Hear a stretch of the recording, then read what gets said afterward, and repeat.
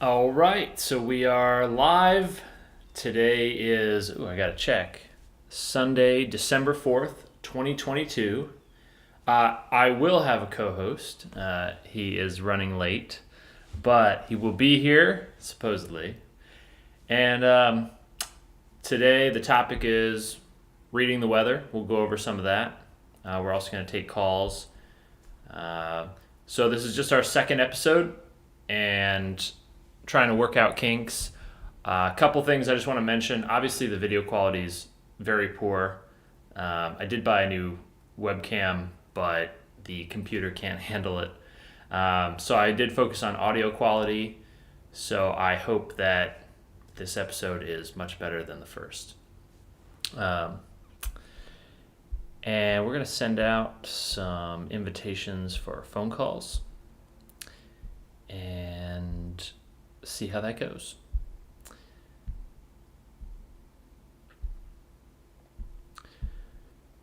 Every week, we'll try to have a host and a co-host. And, Will helped me last week. Will be here today. But if Will's not around, then I'll have remote co-hosts. I have a few people in mind I'd like to join me. So you will probably see that in the future. I just got to figure out how to do that, how to get a remote co-host. So I sent out some feelers. I'm just going to get started on... Oh, I hear Will. I'm going to give him a hard time for being late. I told him don't knock. What's up? We're live. I figured. Hey, co-host Will. What's up, brother? Good to see you. How's your day? Good. It's by the pool. Did you go out on a boat? No, it's by the pool. I invited you. Did you go out on a boat yesterday? Yeah. I saw pictures of you by some sailboats. Yeah, 4.6 Bali. Wait, say that again? It's a 4.6 Bali catamaran. A 4.6. 46 feet. Okay, why 4.6? That's the footage. So 4 is 40. Point is the extra 6 feet that's got. I've never heard that. It's 4.6. It sounds like a 46. It's 46. I don't know. We should take the point out of there. Yeah. Wait, so whose boat was this? That is Sail Simplicity at a Treasure Island Yacht Club. Who owns it? That is a company, Sail Simplicity. And they own that boat, and they have 5 other ones like that. So how did you get to go out on it? I'm the captain for it. Are you... Is this for, what's the company that took over Sailing Waypoints? Florida? Yeah. No, it's a guy that worked for Waypoints, didn't like the way their operations went, so he left and started his own company. Okay. All right. So you went sailing. What was the weather? It was nice. It was busy. It's the weekend and there's boaters everywhere. Went out and took some people that are interested in fractional ownership. If anyone doesn't know, the boat's $1.5 million. You get 4 people together. You buy in partially to it. You get 11 weeks a year, and it's all $400,000 down. That's what you get out of that. 400,000 to get into this? Yeah. Yeah. Well, I guess with that big of a boat. Yeah. All right. Did you check the weather before you went out yesterday? I did. I had to check tides because we draw 5 feet. So going through John's Pass, I know it shifts a lot. And it gets real shifty right outside the pass because there is a shoal that moves. Likes to move with storms, seasons, I don't know, you name it. So where do you check the tides? What source do you use? There's 2 tidal charts that I have on the phone. I forgot what they're called. Okay. But I use Navionics a lot too, just for general navigation while you're at home. And then on the vessel I use that. But I always check the tides, and I check them usually like Bay News 9. They're pretty accurate with it. Yeah. Have you ever noticed that, like, say you check the tide and then you get out there and it's much different than you checked? Sometimes, yeah. Why is that, do you think? Weather has a lot to do with it, with wind and currents and stuff like that. So, if you got a storm moving in, it's going to be pushing a little bit more water. Okay. So, you got to be aware of that. That's what it's supposed to be on paper. Sometimes it's never what it is on paper in real life. It's like a dating app. Like maybe you go out on a date and it says it's going to be like this, and they're completely crazy. So, Yeah. So I've noticed that the tide is far off a lot of times, Yeah. and I think it's has to do with either we don't know what we're doing yet, we're not very good at this, or if you pick a spot, like say you look up the tide, it'll say like Egmont Key. There's one specific spot where they're checking that tide. Correct. And if you're right around the corner, you might think, okay, that's the tide I'm supposed to be feeling, but actually it's quite a bit different, even though it's not far from the point they're measuring. That's a hypothesis. Yeah, I wanna so test that. I mean, it's one of those things where it's kind of like a median of what you're going to expect. It could be higher, it could be lower.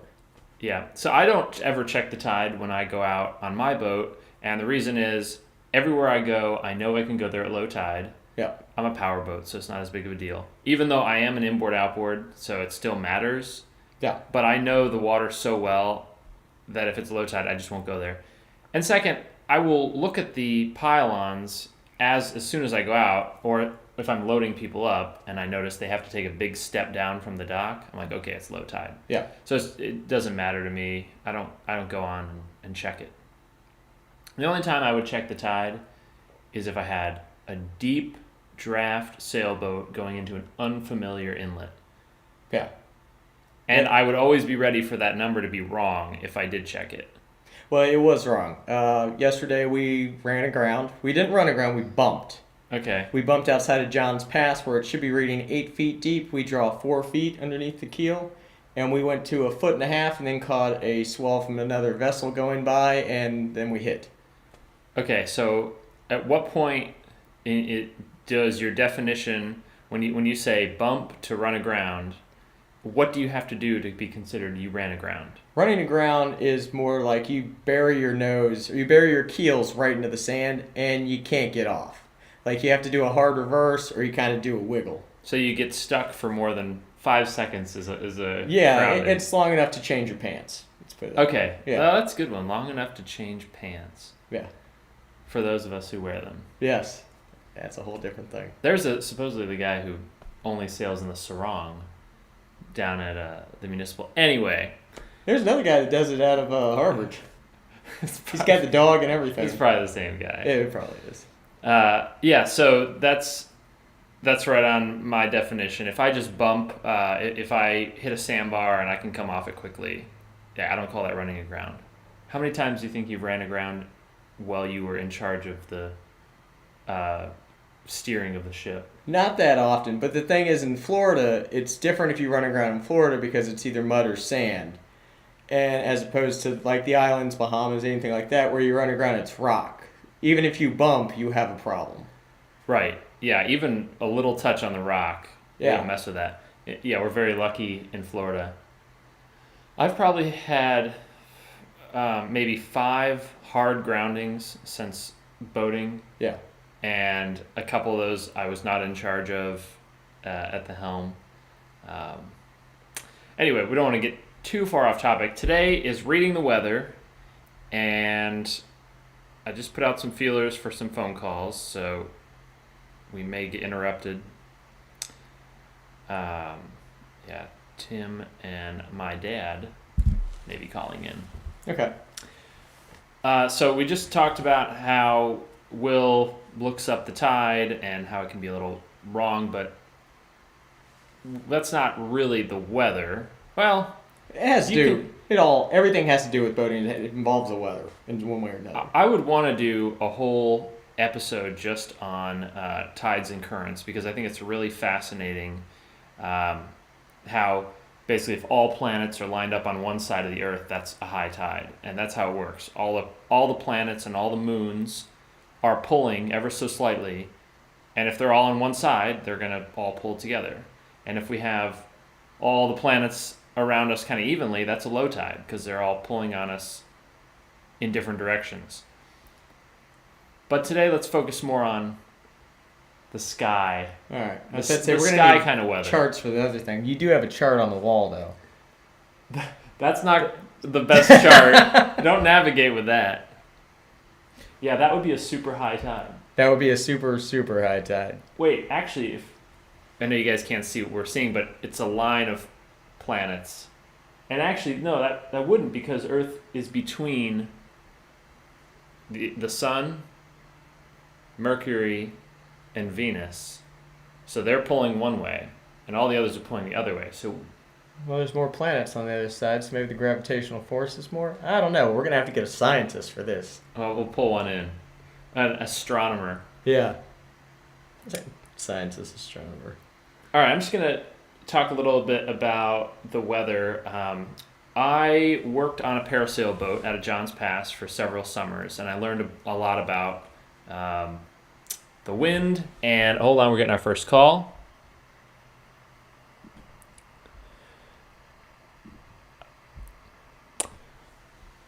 Hello, you're on with Boat Talk. Hi, this is Dan. I got a question about a boat I'm ready to buy. Dan, where are you from? From Asheville, North Carolina. All right. So tell us about, what's your question? Well, I'm thinking of buying, excuse me, a 35 or 40-foot boat. We've got a pretty large family, and I'm wondering what is the maximum number of people that boat will allow passengers on. I don't know that. I tried to do some research, but I can't find it. All right, that's a good question. I can help you out a little bit. So when these boats are made, they will be given a number of people that the manufacturer suggests is a safe number to have on board. Now, there's what's called yacht certification, yacht certified. My boat is a 28-foot Regal, and it is what is called yacht certified. There is no limit. There is no legal limit on how many people you put on my boat, as long as there are enough life jackets and as long as it's not sinking. Is that how you understand yacht certified? Okay. Yeah. So is that a form I need to complete? That is not. That will just come with the boat. So if you buy a Regal 28 like I have, it will be yacht certified. You can put as many people on it as you want. But do you want to put 30 people on my boat? No, you don't. It's not going to be stable. Yeah. Nobody's going to be able to move. But every boat will be different. I'm sure there's some 35-foot boats out there that are going to have a sticker somewhere near the helm that says 12 passengers max. Okay. But I guarantee, Dan, that no matter how big your family is, if you put if you get a 35 to a 40-foot boat, everyone will fit comfortably on it. Yes. I didn't count the number of cushions or seats, but I think they're about 10 or 12. Does that make sense for a 35-foot boat? Yeah. Yeah. You're going to fit probably 12 people on that boat easily. Okay. So nothing I need to fill out. I just need to look for a sticker or not worry about it then. Yeah, I don't know as long where... as I have life jackets. I don't know where you would look that information up. You could always call the manufacturer and say, what is this boat rated for? But no, there's nothing that you need to do. But, of course, the biggest concern is the number of life jackets for the people who are on the boat. I realize that. And that's all on you. Just make sure that if you have kids on the boat, you get child life jackets. You can't use the adult ones for them. But as long as you're set with life jackets, that's all you need. Yeah, and they need to be a Type 2 PDF. Not PDF. Type 2. Type 2. Okay. Yeah. All right, that helps. Thank you. Yeah. All right, thanks for the call, Dan. You bet. Bye-bye now. Bye. PFT. Type 2 is the regular boring orange ones? Yep, Boston Neck Errors. When I thought you could have any kind of life jacket on board as long as you're not running charters. Well, that's true. Yeah, so you can have ski jackets and stuff like that. And you can even have is it 5 that you inflate? Yeah, the problem is with those inflating ones. We were talking to one of the owners that bought one of the the 4.0, the 40-foot catamaran, and he wanted to buy a bunch of those for everyone instead of having the Boston Neck Huggers on board. Because one, he thought it was cooler. Also, they're $300 usually, somewhere around there, $150, $200. But you have to wear them all the time if you have them on board. Okay. Oh, really? Yeah.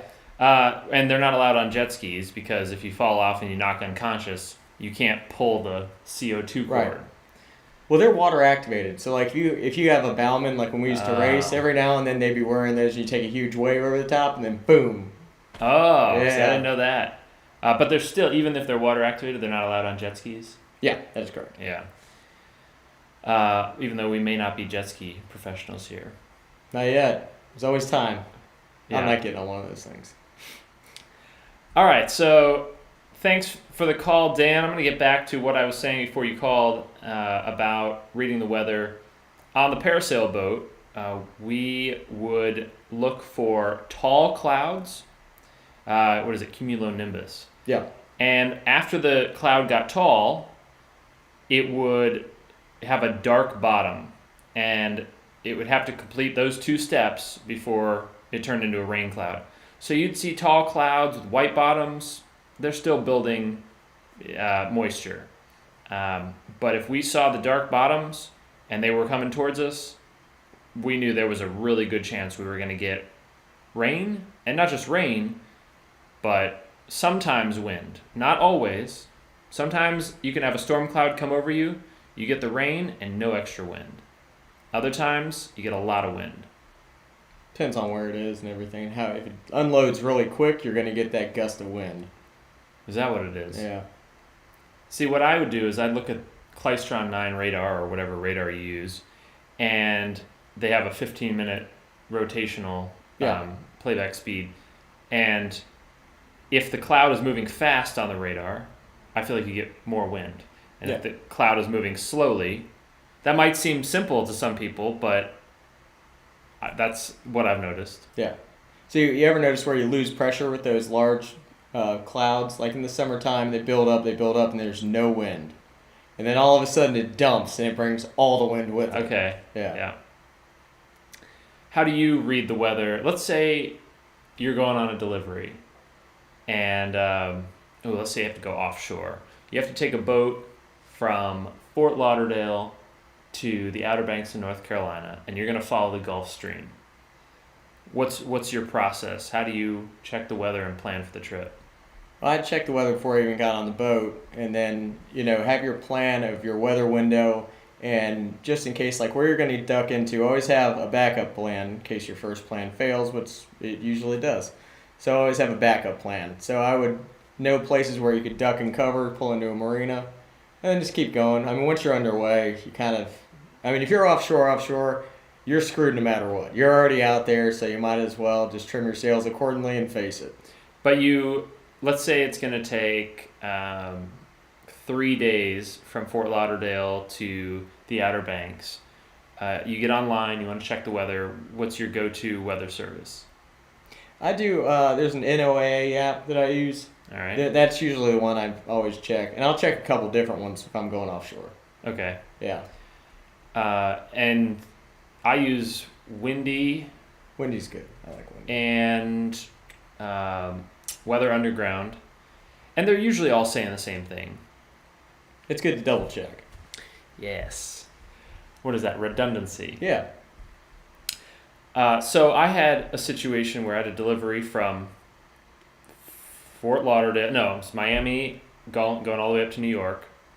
And I had a crew. It was myself, Brendan, Sarah, and Sarah's cousin Jake. And we didn't really have a big window to take off. We needed to take off tomorrow because it just lined up with everyone's schedule. And as you know, mixing that with weather is not always good. We should boat according to the weather. Yeah. But we didn't have time. So I'm looking at the weather forecast, and it's saying that from Miami, heading north on the first day, it was going to blow 20. And then the second day, off the coast of Georgia, it was going to blow 25. And then day 3 was going to blow 35. And then after that, we calmed down. So I sat down my crew, and I said, basically, this is what's going on. This is what the weather's calling for. It's going to be a lot of wind, and it's going to be very, it's constant attention to the boat. But we're going to make great time. And the weather may be stronger or weaker than what it's saying. Is everybody okay with going out in this? And 35 knots, that's a lot. Yeah. That's half of a hurricane. It's uncomfortable. But like I said, you're going to make great time. Yeah. So everybody, all the crew said, let's do it. So we head out, and day 1 was about 20. making great time. Day 2 was about 25. Day 3 was about 35, but we saw some clouds coming up from behind us, and these had dark bottoms, and they were way in the distance. We did not prepare the boat well. We didn't take cushions in. We didn't take the bimini down, which, with hindsight, we would have done that. By the time those clouds got to us, we clocked about 58 mile-an-hour winds, sustained for 15 minutes. Oh, that's fun. Yeah, that was the most wind I had ever sailed in. And then it died down for about 30 minutes, back to 35 miles an hour. And here comes some more dark clouds.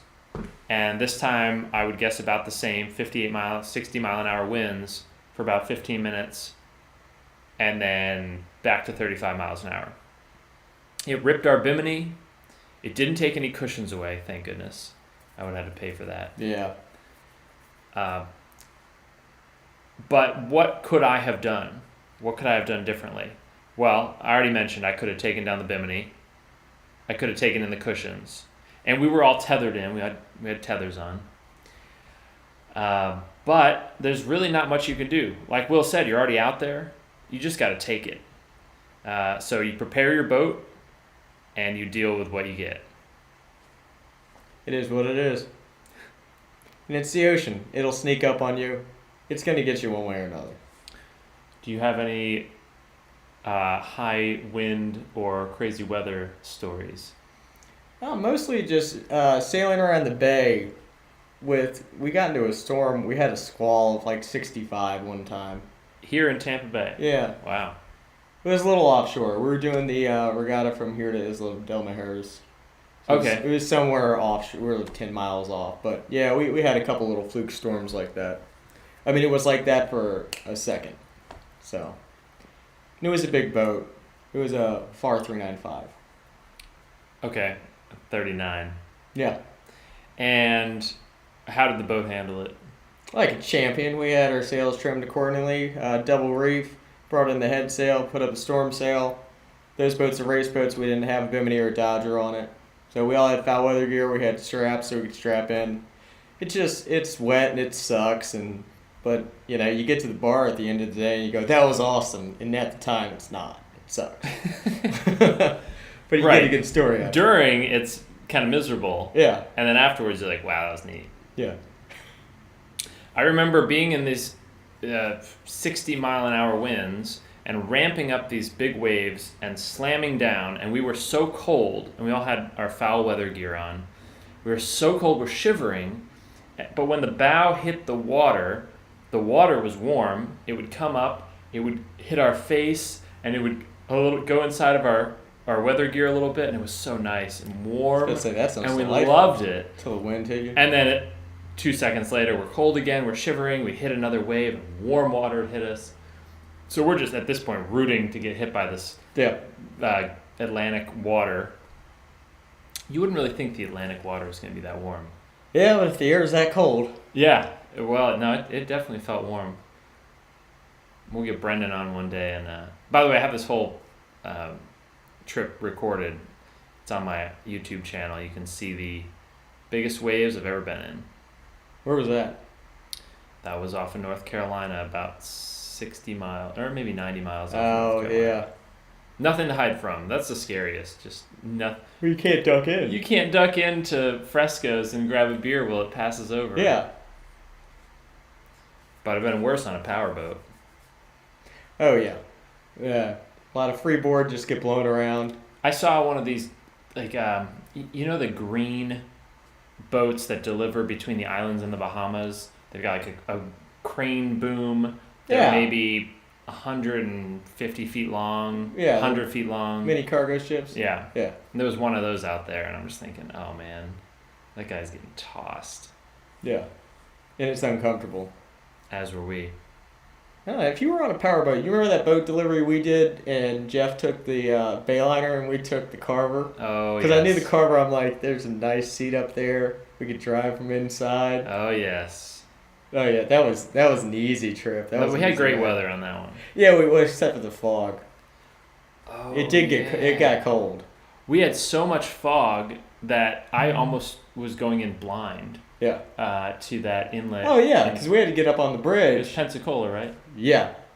Yeah, And we couldn't see anything. The rocks were on either side of the entrance, and we I had kind of nothing. followed Jeff. Jeff went in front, and I thought, oh boy, I hope he knows what he's doing because I'm just gonna go behind him.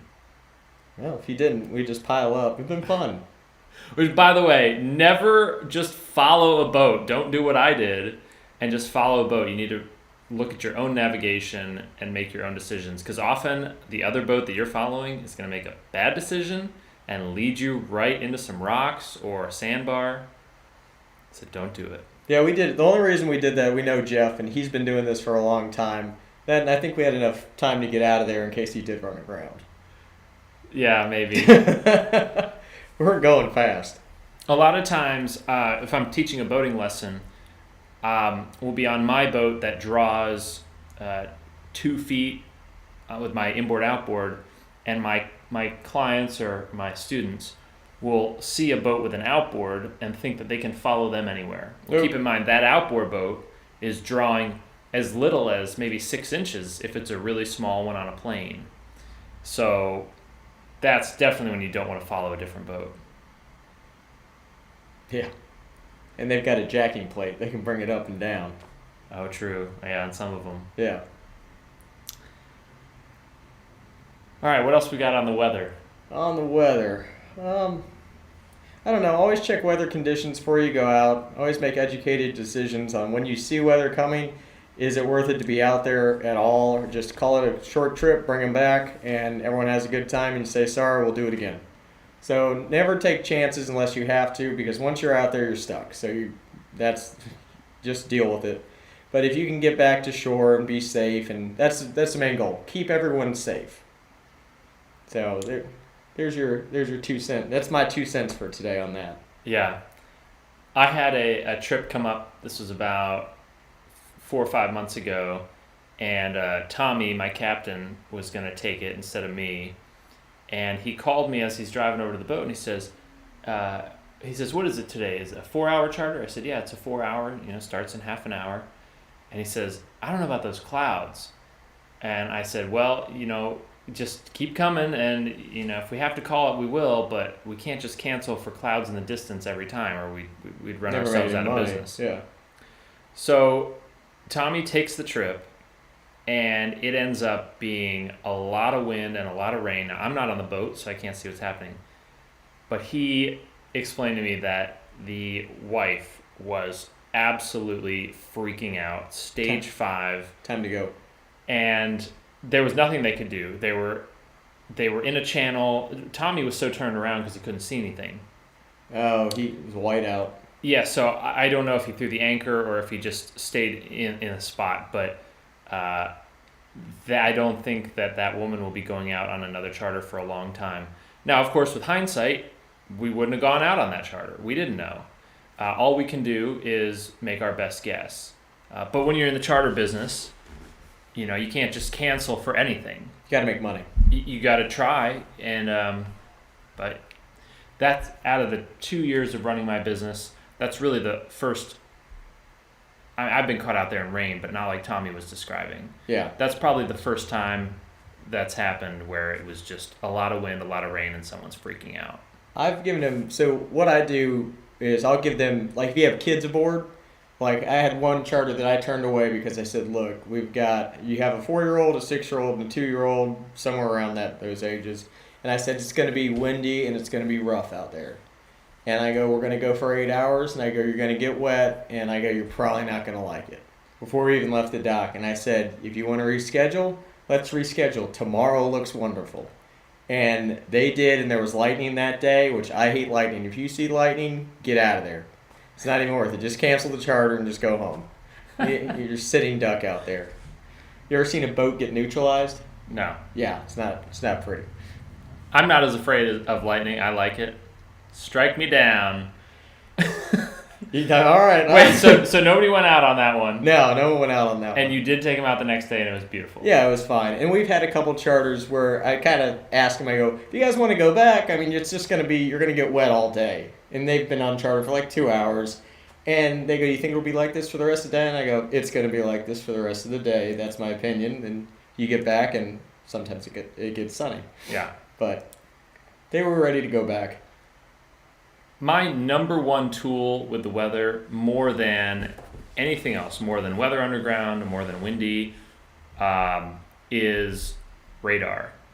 Yeah. Klystron 9 radar, which is our local one here in St. Pete, it tells you, radar doesn't lie. It's like a video camera. It's like a surveillance camera. It does not lie. It tells you what's happening right now and the direction that things are moving. So if you got a big band of red moving in your direction, it could break up before it gets to you, but if not, you're getting wet. Then there's no getting around that. Yeah. Anticipate getting wet. So I don't even check the weather anymore because I go out, especially in summer, I go out all the time. And okay, maybe I should check the weather, but I just kind of wait for my clients to say, "Are you sure we should go out in this?" Yeah. And then if they say that, I'm like, "Oh, something must be out there," and I haven't noticed it because I don't check. Yeah. And I'll hop on Klystron 9, and 9 times out of 10, there will be a really dark cell heading away from us. Either it's next to us and it's missed us and it's just heading up, or it's already past us, or it's grown after it's gone past us, and it's not going to be an issue. And so I'll just tell them, "Yeah, I know that there's clouds out there that look nasty, but this is heading away from us, and the radar can tell me that." And I have become very good at reading that radar. You got to be your own weatherman. Actually, Rob, our mutual friend Rob, taught me, in order to be a good captain, you do have to be a good weatherman. Yeah. He's good with that. You gotta be. Yeah. Okay. Well, I was hoping we get some more calls. I was about to say, I think I gave CJ the number. I think he would want to call in. He had some questions for me, and I said, "Why don't you give us a call on the show?" But we'll see. Most importantly, what we're doing right now, obviously we have poor video quality, we have no callers, we have no structure yet. We have no script. That's how I call it, a PDF. Yeah, PDF. What we need to do is just make sure everyone knows that we will be here every Sunday from 4:30 to 6. And after that catches on, then people are going to say, "Oh, I'm going to set that on my calendar, and then I'm going to call." So I think we just need to build the reputation that we are here, we are doing live shows every week, and eventually it will grow. Yeah. Now, my boss did ask if anyone's interested in partial ownership in a vessel starting around $200,000 to please call in, and I will explain everything to you about it. Okay. Oh, so he's going to pitch partial ownership. Yeah, let me pitch it first, and then I'll let him do the professional side because mine doesn't make any sense. Okay, yeah. Mine's going to say, probably don't do it. Okay. Also, I don't know if you have got to have 200,000 sitting around. Who has that? I don't. You can't finance it. Yeah. I'm sure you can find a way, but yeah. But I mean, if you want $1 million boat and you want someone to take care of it, it's a great program. So for 5 years, the boat's taken care of, insurance, dock fees, maintenance, everything, and it will sail around because we have 2 in Nassau. We're gonna have 3 here, and then we're putting 2 in the USBI in St. Thomas, and then 1 up in Fairfax, Virginia for some reason. I have no idea. I'm not going up there on that one. So, anyways, but it's good fractional ownership if you want to go from place to place to place and spend your week. You can also sell your weeks, so it's the same as a timeshare. A lot of people have timeshares. Yeah. They like them. I don't have any timeshares, I don't either. but I would be interested. More of like a Colorado skiing kind of timeshare. Okay, yeah, I'm done with the water. When you go on vacation, do you go to the beach? No. No, me neither. Not even close. No. Okay, so I want to ask you, what is your longest boat trip you've ever been on?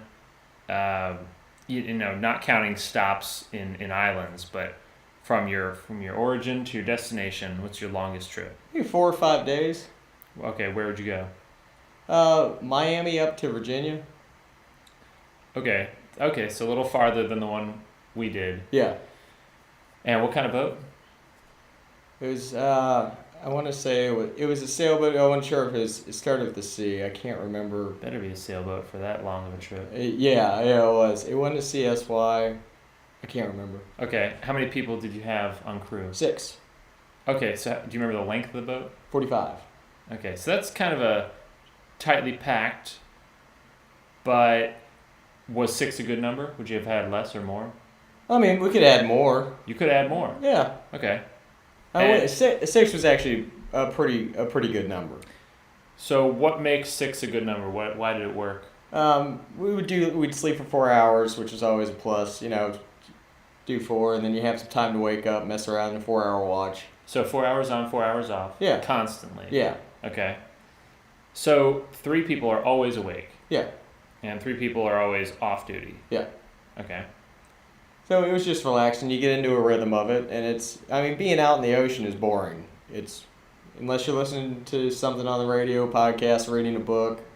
Other than that, there's nothing out there. You see a tanker every now and then, but. Yep. You ever seen a submarine? I've seen yellow lights. That's a submarine. Yep. And I don't know what it is, but I'm not going near it. Yeah, let's stay away. That was exciting for me. Okay. It was at night. You saw it at night. Yeah. So who made the food on that delivery? Was everybody in charge of their own? We all made our own food. Okay. I'm a picky eater, so I was making my own. Did you prepare well?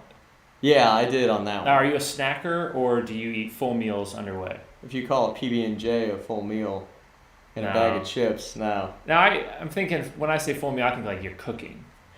Every now and then, it depended on how I made pasta for the other 2 guys when we were all off. So, but it was cutting into my sleeping time. So. Right. So that you just did that out of the goodness of your heart. It wasn't your job. It was our first day on the boat, but we weren't really underway. We were still at the dock, and then we slowly started to get underway.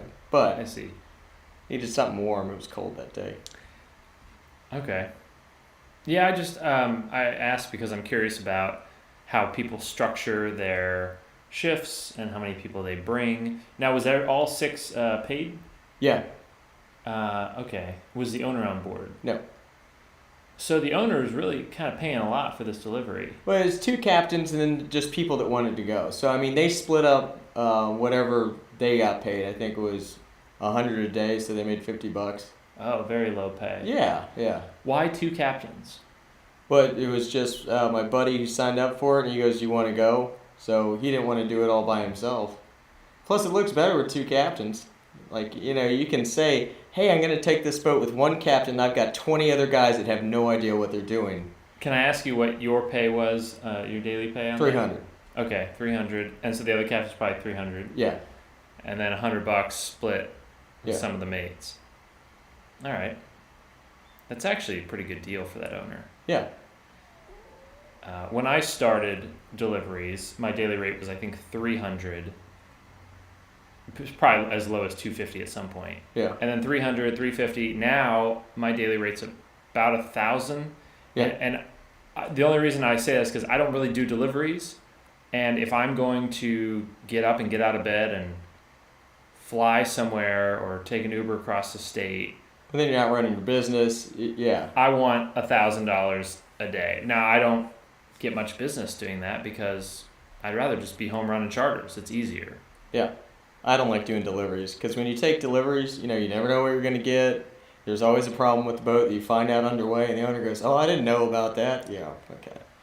Yeah. So I had a delivery 3 days ago. And this is the first delivery I have done in months. Was it that powerboat? It was a Donzi. Yeah.